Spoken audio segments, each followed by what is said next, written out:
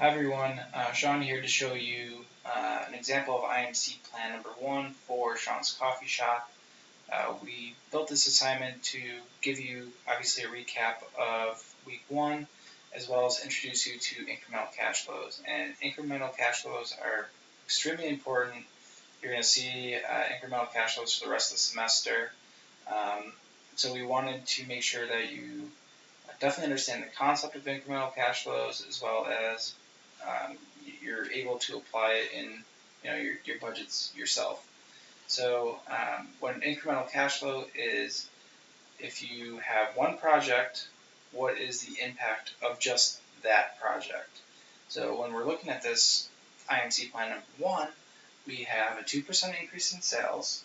So what is that 2% going to do to our sales? And obviously that's going to be multiplied by the quantity that we're already selling, which is the 400 per day, and then we're going to multiply it by the gross margin of the coffee, which would be the $2.25 minus the 75 cents it costs us, which is a gross margin of $1.50 times 360 days, and I'll show you that calculation in a bit. More importantly, we also ask you at the end here, what is your incremental ROI? And this is extremely important because, by the way, just to let you know, this 201 that you're seeing on my screen is actually wrong, so we will make sure to fix that.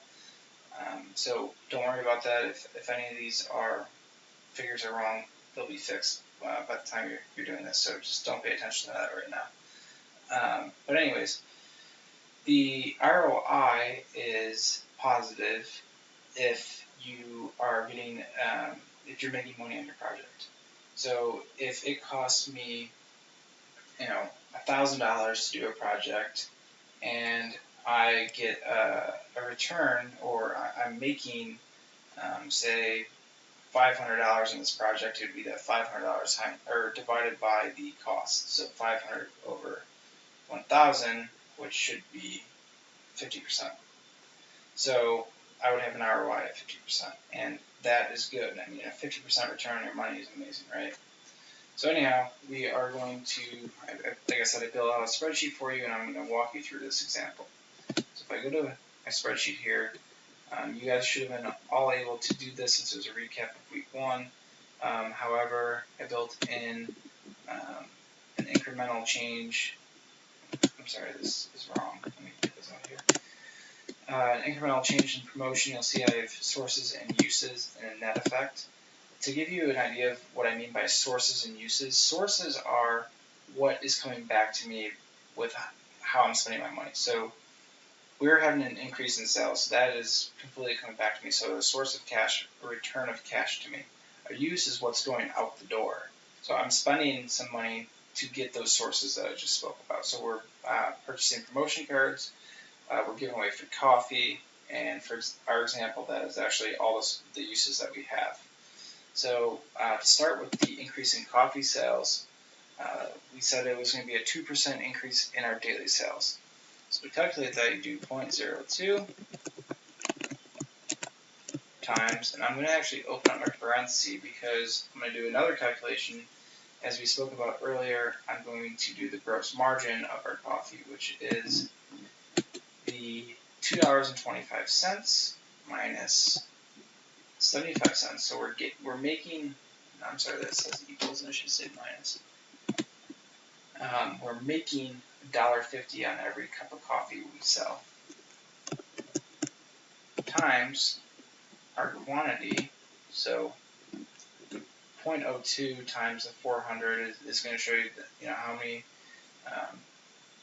more cups of coffee per day we're going to sell. And then the piece in the middle here, the G6 minus J6, all that is the gross margin, as I previously mentioned, times 360 days, because we said we're on a 360-day calendar. And that should give you $4,320. The promotion cards, let's see what that is. You need the cost of the actual cards and hole punch for the register. It's going to be a $200 cost, so it's a fixed cost of $200, so we're out $200. Cost of coffee. Well, we already know coffee costs us 75 cents to make, right?